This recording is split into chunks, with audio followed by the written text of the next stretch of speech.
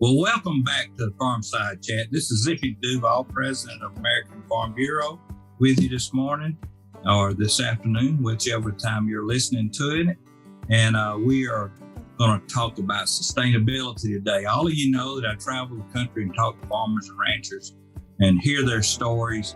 And there's nothing like hearing their stories. And we're going to hear a little bit of an example of how important that is, not just inside the Farm Bureau world, but outside the Farm Bureau world, with people that are becoming great partners of ours.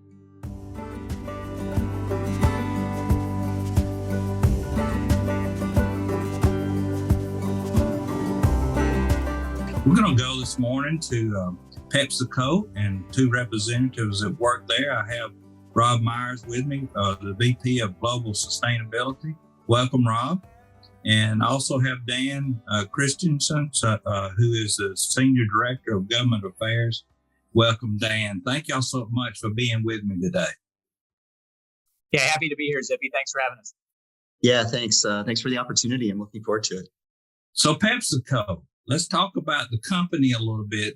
Introduce your company to my listeners. I think, we know what Pepsi is and the Pepsi company, but I found out through a meeting that we'll talk about a little bit later with y'all that it's bigger and more than just Pepsi. Yeah, people probably don't know PepsiCo as much as they know our brands. That's really how we engage with folks. And if they do see the words PepsiCo, they think Pepsi, and that is one of our brands. So we do sell a lot of beverages, but we're very much a foods business, and so we have lots of big food brands that you've probably heard of, like Lay's potato chips and Doritos and Tostitos and Fritos and Sun Chips, et cetera, et cetera, et cetera. And we're actually probably more of a foods business, more grounded in foods than we are beverages. When you look at our revenue, it's about a 60-40 split between foods and beverages. Wow. Global. Yeah. Yeah, yep. I'm sure very, very few know that. Probably so, yeah. And when you think about what goes into those bags, it's agricultural ingredients, really high quality ones, and it's potatoes and corn and wheat, soy, canola, on and on. We source something like 30 ingredients from 60 different countries around the world. Our work in the U.S. is really important to our business because we still are very much a U.S. We're a U.S. based company, and the majority of our business, about 50-50, but slight majority of our business is in the U.S. And so the work that we do in the U.S. with the support from United States farmers is hugely important to the success of our business.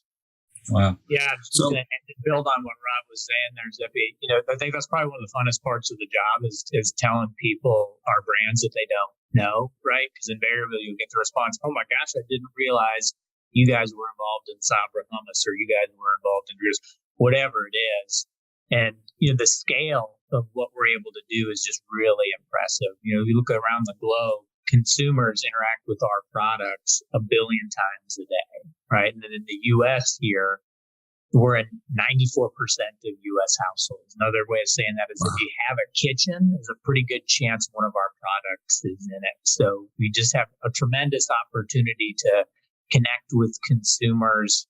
And, people really enjoy our products, right? I mean, again, like I was talking about, when you go through our brands, that's the other thing people say, oh yeah, I got that in my house. Oh yeah, our kids love that, right? So it's just a really fun company to work for as well. We're so excited about our partnership with y'all and working with y'all because, when we have other people that are using the things that we work so hard to grow on our farm, when we have them prepared to tell the story of American agriculture and why we do things, it just reinforces the trust that we know, and we've run surveys, the trust that people have in farmers. I'd like to just take a moment, Rob, and you're Vice President Global Sustainability. Tell us a little bit about what your job entails. Yeah, and I've been with PepsiCo for a long time. I joined PepsiCo in 1997, so I'm coming up on 27 years with the company. I started doing work kind of in our agricultural supply chain back in 2008 or so.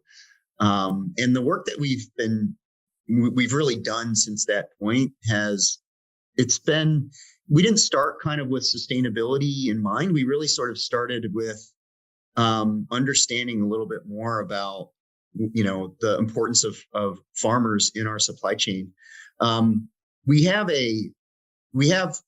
a little bit different than some other food companies in that we do have some direct engagements with farmers. I mentioned the potatoes that go into our Lay's brand. We have kind of a vertically integrated supply chain. So we have our own proprietary chipping, potatoes that our farmers grow, and they're varieties that we've obviously developed and have made available. And so we've got kind of an end-to-end circular vertical supply chain. So we have direct engagements with farmers, and we have agronomists that engage with those farmers directly. And so we've got kind of that as a long history. But for large parts of our supply chain, we buy through the commodity market. And so you go back 10, 15 years, we didn't have a lot of understanding or visibility beyond that tier one, or that the agribusiness that we bought the commodity from. What we really started doing back in 2008 was trying to understand a little bit more about where did our ingredients originate from, and who were those folks that were doing that work, and what were some of the risks that they were experiencing. And I don't have to tell you all this, but the farming is inherently risky to begin with, and then when you layer in climate change and policy change, and it's going to get more risky. I mean, we're seeing that in real life with acute challenges that I think every farmer faces in some form or fashion with the weather, in extremes, and the chronic effects of climate change are only going to make that worse. And so for us, a lot of it was an eye-opening experience back then, 15 years ago, to recognize that the risks that farmers face are real. They're going to get more severe, and those risks we share.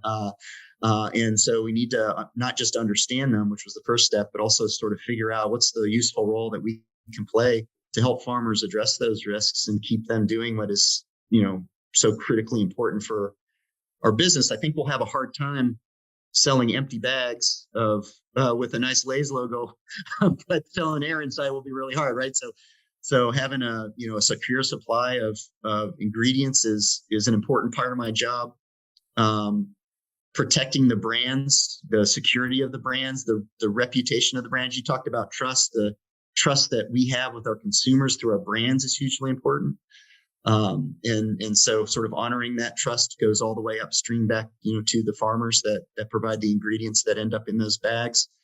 And so that's a huge part of my job. And, the other side of it is to deliver our sustainability goals. We've recently come out a couple of years ago with commitments to help support more regenerative and resilient agricultural systems with farmers on the land that they grow our crops on, and to source our products, our ingredients sustainably. And we have a lot of work that we do in the livelihood space. A lot of this is sort of embedded in the work, because there's really no difference between whether you're a really small farmer farming on an acre in India, or a big, highly capable farmer in the U.S. That business component, that farming as a livelihood, is hugely important with everything you do. And so it's embedded in all of our work, and we've got some goals that we've set to try to really recognize the importance of that and hold ourselves accountable. There's a phrase we use, Zippy, that we sort of say a lot. I think we stole it from somebody, but I don't know who. It's that we need to be careful that we don't hit our goals but miss the point. And really, what we mean by that is that the point is everything I said at the beginning, is that we don't have a business without a secure supply of high quality ingredients, And that's really the point. And that's a lot of the work that my team and I are really focused on is getting at the outcomes that we're really trying to drive towards. Along the way, we're going to hit those goals, and they're hugely important. But the point is more about building resilience and making sure that farmers can continue to farm and have a farming livelihood, kind of on into the future, because our business is absolutely critically dependent on that. I know that historically, big food companies haven't really let farmers at the table to talk about what we need to do in commitments to the consumer, that farmers really can deliver in an economical way and still continue to farm. But y'all changed that pattern. Your company and y'all have changed that system to bringing farmers to the table to talk about that. And I really think it comes from that phrase that you said y'all stole from somebody, that you can't go for a goal and then end up missing the point. And the point is, farmers got to be there continuing to produce that potato so you can fill that Lay's potato chip bag. So tell me a little bit about what moved y'all to change that system to where you partnered with farmers to before you made those commitments. Yeah, I think we started this journey and we did a lot of things wrong at the beginning. And I think one of the things that we did a little bit wrong, which a lot of food companies kind of do actually, Zippy, is talk about farmers without actually talking to farmers. And when we get started, one of the it's always meaningful when I meet with the farmers, and we've got some farmers in Nebraska, a couple hundred of them that actually supply corn directly into our, we've got a corn elevator system in Gothenburg, Nebraska. We've got a great group of farmers. We actually opened that facility the year that I joined the company. So it has kind of a nice meaning for me, because it was one of my first projects, was working on that facility. But very early on, when we were starting to engage with farmers finally about sustainability, it was one of them that came up to me and he said, there's nothing that makes me more nervous than a bunch of food companies sitting in a room talking about what farmers should do. Yeah. And it's those statements which are so obvious, but kind of eye-opening. It's like, wow, he's absolutely right. And so it's moments like that when you realize that you really do need to engage with farmers if you really want to make the right kind of difference with them. And so we started really doing that quite a while ago, and we hired people on my team that really have a good point of view on the problems that farmers face, not just in the U.S. but globally. We actually have agronomists on my team, which you don't often find on sustainability teams. I've actually got a couple of folks that farm actively, and this is a sort of a supplemental full-time income job, which is another challenge, for farmers. And so we don't just engage with them. We've hired some and brought them into the team, because it's really so important. And some of the things that we've learned and that we've heard from them, which really shapes the work that we do, are that the challenges that every farmer faces is different, and the farm, the changes that they would like to make on their farms are different. So you can't have a copy and paste approach, which a lot of food companies try to have, because it seems easier to think that you can just do the same thing everywhere. But when you actually talk to farmers, it's, you quickly realize that, if farmers are in business today, they're good at what they do. And they've got a system that works. Otherwise, they wouldn't be in business. The other thing that you hear from them all the time is they recognize that, innovating and changing that's part of their DNA. And that's one of the reasons why they're still in business today. And so there's not a reluctance to innovate and change. It's just the kind of the recognition that, there are a lot of risks inherent in changing a system that works really, really well and has worked for them in many cases for many, many decades. So that's really good information. And so with that kind of as a basis, the work that we do is sort of grounded in bringing in really good technical advisors who can give solid, independent advice to farmers. And they start with understanding, what is the farming system and what are the farmers' challenges, and we sort of, kind of try to build programs and incentivize change based on what's needed and try to make it really contextual for the farmer.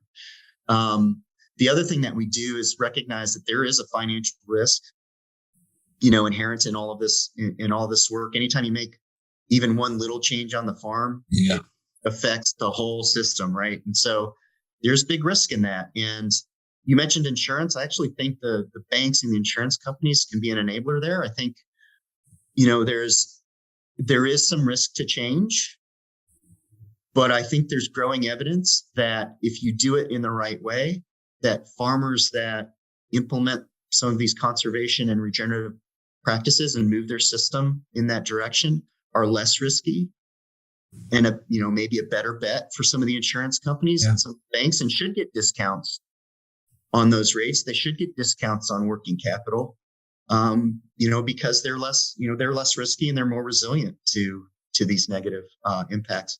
And then the other thing that we really try to bring into it is, and it gets to the trust piece, which is really important, but we try to enable farmers to talk to farmers, and recognizing that in many parts of the U.S., there are farmers that have been doing this for a long time and are at, different stages of, made different stages of making changes to their system. So we try to recognize them and bring them into our programs and incentivize them to come into our programs. Number one, they also recognize there's still opportunities to innovate and change, and so they're in that spirit they're open to doing that, and they're also willing to share their experience with other farmers to help them if they're experiencing a challenge that maybe they experienced a while back, and have some solution for them and can help them feel better about about making the change and being successful in making the change. And so that peer-to-peer networking with farmers is something that we try to bring in, and try to bring in farmers that sometimes maybe feel they're a little excluded if they've been doing this stuff, for a long time, that they may not have a seat at the table for, for some of what people sometimes think is a new change, but we think it's important to engage with all those farmers and create the peer-to-peer network. And so it's really that really holistic system. All of those things need to sort of work together. You can't do one. You can't only focus on the financial piece and not the other stuff. And you can't only focus on really good technical advisory and not recognize the need for peer-to-peer networking and to understand the financial risk and try to address it. It all needs to come together in one program. And so that's sort of foundational to all of the work that we do on the ground with our partners and our farmers.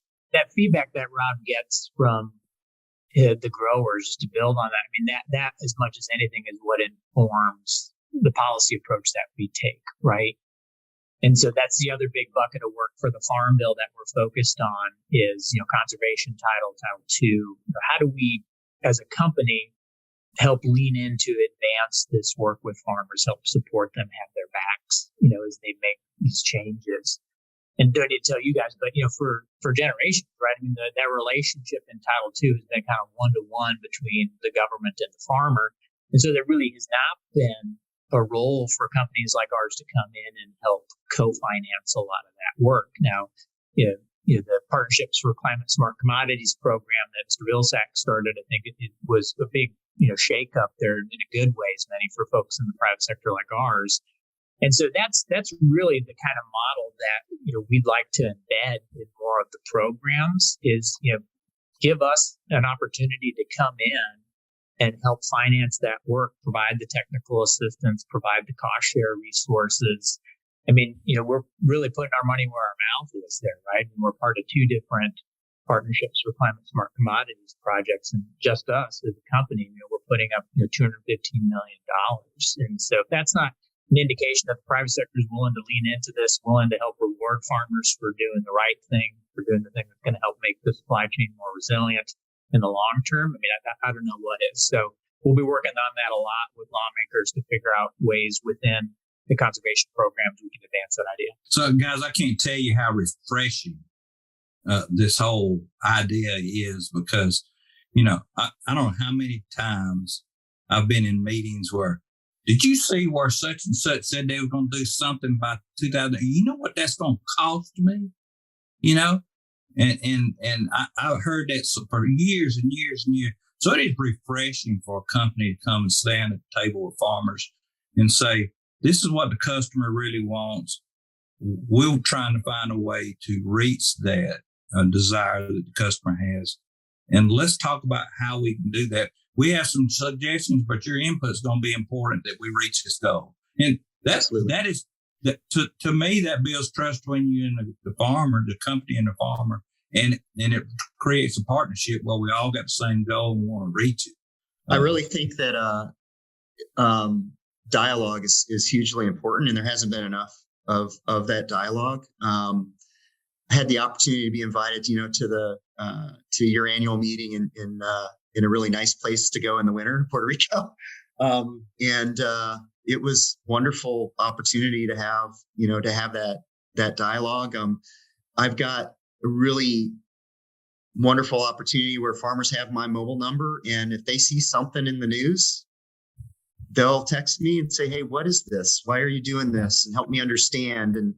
And we sometimes do things that has an unintended consequence that we just don't quite understand. And Sure. But the only way that we can understand is to have dialogue. And I think that's really important. And it's a shame that something that's so obvious hasn't happened more in the past. But I know we're making concerted effort to have those active dialogues with the right people to make sure that what we're doing is right for farmers. Well, I want to thank y'all for that effort. You also made a comment about sometimes just cut and paste doesn't work. Never. Dan, I can go straight to regulation and policy around farm, where we want to create this way to be sustainable, and we want all of you to do it in agriculture. And the differences in regions, the differences in farmers, the difference in topography, everything's different from state to state, region to region, to farm, and a one fit all or a cut and paste does not work. And we have a hard time making people understand that. Just like, for example, a cover crop. Well, a cover crop in North Dakota doesn't work because you don't have enough time to put it out there and get it growing before it's frozen out there. So it doesn't work out west where it's a desert. So there's just those kinds of things. We have to do the research and development to do the things in the right region with the right things that really have value to sustainability and value to the farmer. And I'm sure, Dan, you have some of those same talks with people. Yeah, no, definitely. I mean, you're speaking our language, or we're speaking your language, or something like that, Zippy. But you look at our supply chain, right? I think that's a perfect example of how one size does not fit all. We've got potato growers, and potatoes are grown all over the country. So pretty much every growing condition you could imagine. We've got potato growers right up in the Northwest. We've got them in the Northeast. We've got them in the South.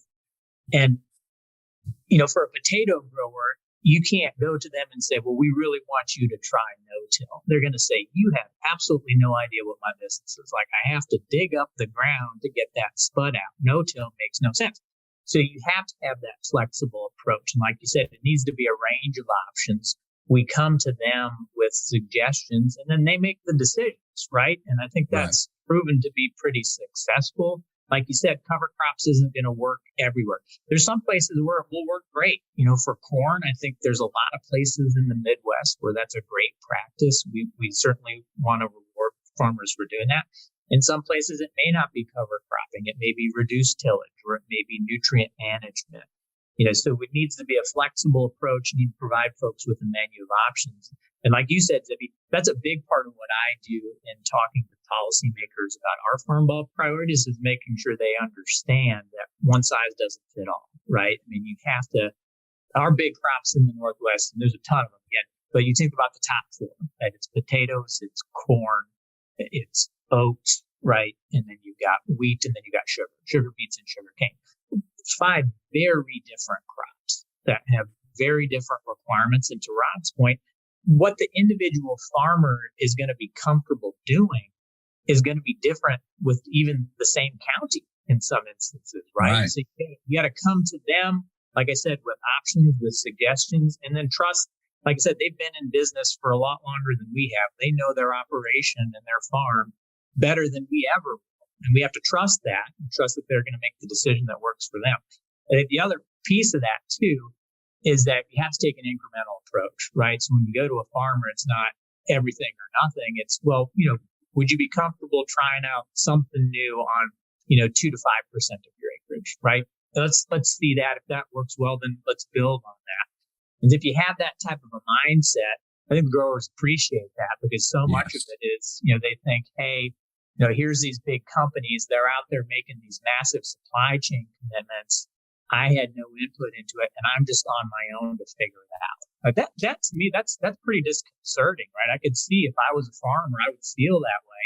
And that's a big part of what Rob's team is doing, is just saying, no, that's not what we're about. What we're about is we're about coming to you with resources, coming to you with options, listening to you first, right? Taking that approach of understanding what keeps you up at night and what's it going to take to help you to get from point A to point B. Well, there are a lot of companies out there that are going to learn the lessons and the structure or the approach that y'all are taking.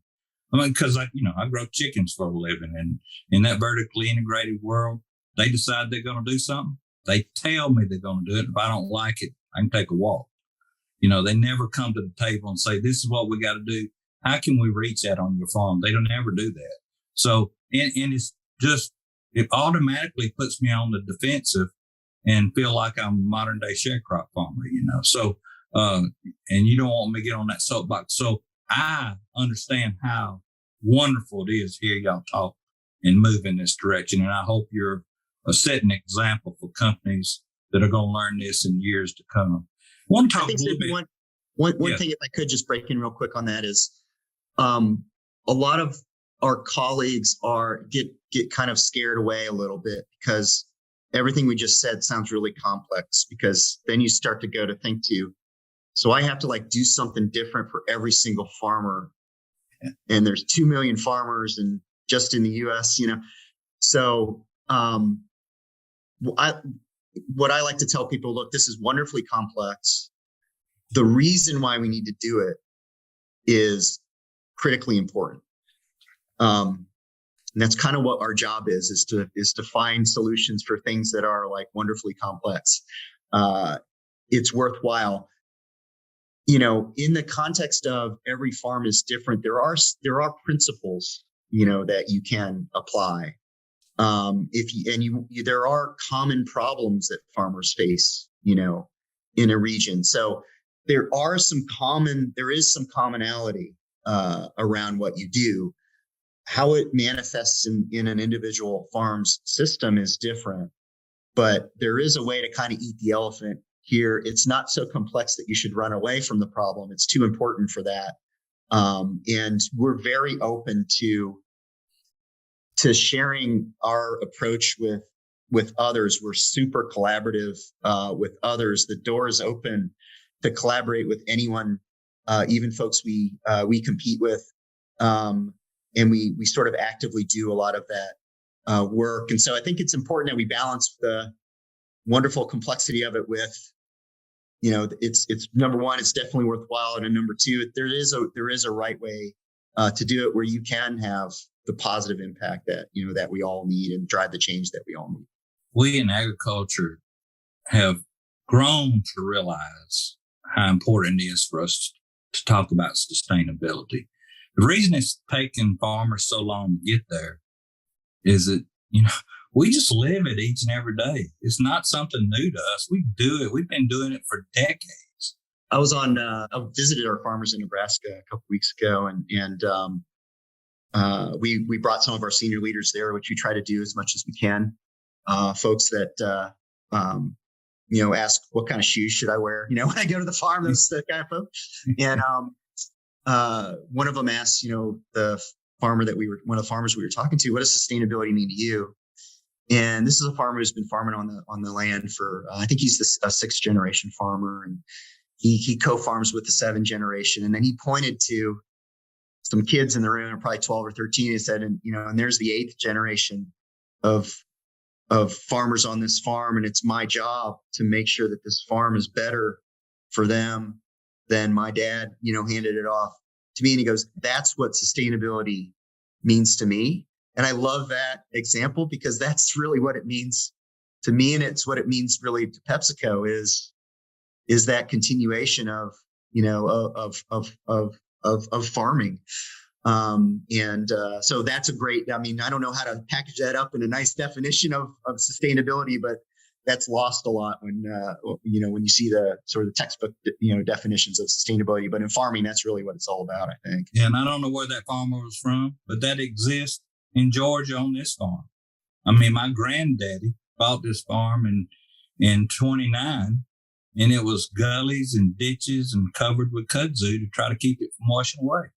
And now it's rolling green hills. It's producing grass. It's sequestering carbon and feeding my cows. And my grandfather left it in better shape to my dad. My dad left it in better shape to me. And I have built on it for 40 years. I'm going to leave it to my son, who is now partnered with me, in better shape for him to have. And, and in my wildest dream, I think, what else can he do to leave it to his son in better? And I know he's going to discover that in his own way, just like I did. So that exists. But, there's going to be some tremendous investments in technology and tools on the farm and through research and development to achieve our sustainability goals. And I'm wondering how PepsiCo, how can we ensure that your support for farmers is going to be flexible and meaningful enough to help us and y'all to achieve those goals? Well, that's a great question. I think we're already there in terms of that the flexibility that's needed. One thing that I think is really important is we're not just trying to create a special agricultural supply chain for PepsiCo. We're very much we very much believe this is a team sport. And so it's that openness to collaborate, which is hugely important. And it's so obvious from a farmer's perspective because no farmer only sells an ingredient to us. They have multiple customers, right?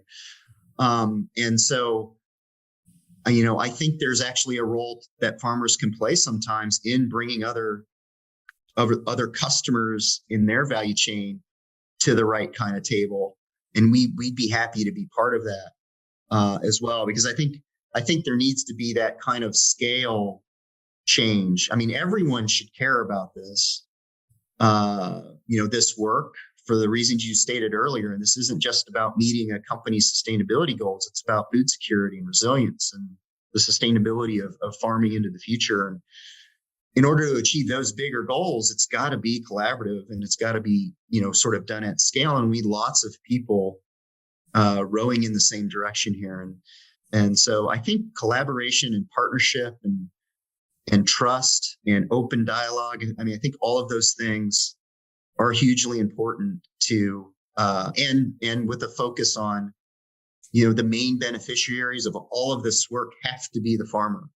Dan talked about the investments we made, and sometimes we leave a little thing out, which is really important, is that all of that money that we've committed to, the vast majority of that is going to a farmer. in the form of incentives or, cover crop seed buys. And we're doing some work with insurance companies and banks to help try to bring them to the table. But we're trying to use that capital and get it in the hands of the farmers as much as possible. And that's really intentionally, that farmers should be the main beneficiaries of this investment.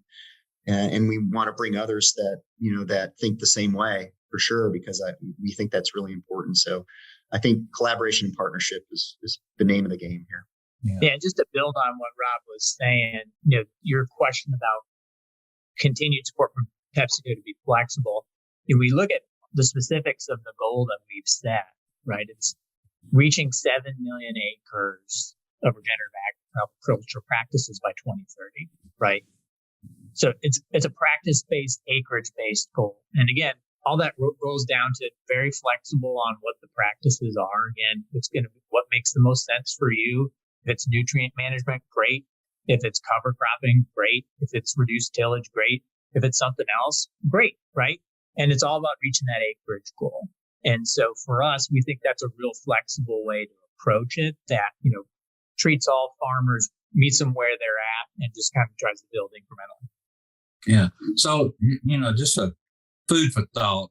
One of the real huge concerns I have as American Farm Bureau for our farmers is as we go down this route of sustainability and climate and conservation, who gets to participate, who gets left out. And I worry about the small, medium-sized farm not being able to move forward as fast toward better sustainability and more environmentally friendly because companies may be looking for that big grab. I got to have 50,000 acres. So I go get as much as I can in one place and get it done. So just a food for thought. My concern is every time we put on a regulation or expectation on farms, it is really more expensive, more difficult for a small, medium-sized farm. And sometimes they need a partner to be a little heavier helping them than a large farmer would. And I support, I represent all sizes, So that's just food for thought. But as we talk about sustainability and discuss it, I think a lot of times the public gets the impression that sustainability begins and ends with agriculture. And we know, and the new figures are fixing to come out, we think they're going to even lower more, that agriculture only represents 10% or less of the greenhouse gas emissions. So I know that PepsiCo's sustainability goals extend way beyond farm. Can you talk about that extension a little bit and what you're having to do to achieve that goal? You bet. For us, just for greenhouse gas, which is only one part. It's an important part, but it's only one part of all of the work that we're doing. But from a greenhouse gas standpoint, agriculture for PepsiCo represents about a third of our greenhouse gas footprint. So it's important for us, from that standpoint, because we've made commitments to reduce our greenhouse gas emissions. But there's the other side of the coin which is really kind of critically important and we don't want to lose sight of it. We don't want to have what we sometimes call carbon blinders or greenhouse gas emission blinders, right? The other side of the coin of greenhouse gas is, the need to help farmers become more resilient to climate change. One of the outcomes and results of that is often sequestration of carbon, reductions in emissions, and that kind of happens, but it's enabled by improving soil health and, using inputs more efficiently and things that farmers all want to do, kind of anyway. So a lot of the work that we're trying to do to support more conservation ag and more regen ag will result in a positive greenhouse gas impact. So they're often not opposed to each other. In terms of our overall sustainability goals, I got to share, another one of those like aha moments that I had. We had an opportunity last summer to take our CEO and all his direct reports around and visited with some Midwest farmers in Wisconsin and Nebraska and Illinois. And at each stop, we had grower roundtables, unscripted, come talk, anything's on the table, which made everyone really nervous on our end. But I was really looking forward to it because those are always good discussions. And there was one young lady actually at the last roundtable we had in Illinois. Ended up, she was the largest landowner that was there, and she said, in a constructive way, but to paraphrase, she said, you and other food companies like you are coming to farmers and telling us we need to change. What are you doing to change? Or are you just going to, based on the work that we do, make claims, about how green you are, which is kind of a greenwashing, kind of a thing. And I loved that. I was kind of cheering in the background, and I have to hand it to Ramon, our CEO, and he immediately started talking about all of the work that we're doing in our own manufacturing, business to reduce our greenhouse gas emissions. In fact, we have a much larger greenhouse gas target for our owned operations than we do externally. Our target internally is 75% reduction, and in our external, it's a 40% reduction by 2030. Both of those are by 2030. So he was able to communicate. And for me, it was, we should start there. When we talk to farmers, is start with, this is what we're doing. And this is the role that you play in that, sort of ecosystem. But we're not just asking you to do all the work and then we take all the credit. And it's a valid concern that we should have started with addressing right off the bat. So I've changed. That was another aha moment. It's like, when we talk to farmers, we need to make sure we talk about it in those terms. I think you're exactly right, because, we all tend to go critical on somebody that's asking us to do something we may or may not want to do. But, you got to walk a mile in a man's shoes before he realizes what he's going through to make those decisions, and giving us the history or the background takes that whole waste of time of being critical of your whole big picture and how we fit into it to understanding it and saying, they're not just leaning on us to do it all, but we can be a piece. And agriculture has discovered that we can be a piece of the solution for companies like yours. And why not? Because at the end of the day, we're more productive, we're more economically sound, we're friendlier to the environment. So why not partner with a great partner like y'all? There's a story to tell that we are all learning how to tell from the farm, and realizing that time we spend doing that is just as valuable the time we spend in our work on the farm. It is also important to tell this story. I hope that people that are consumers that are listening would, when they hear commitments from whatever company that might be, they might be willing to ask after they hear this podcast, well, did you talk to the farmer first? How does he feel about it? And, is he going to be able to continue to farm if he's required to do this? I think that'd be a great question for our people, for our consumers and our friends up and down the road here that go to the grocery store and buy these products.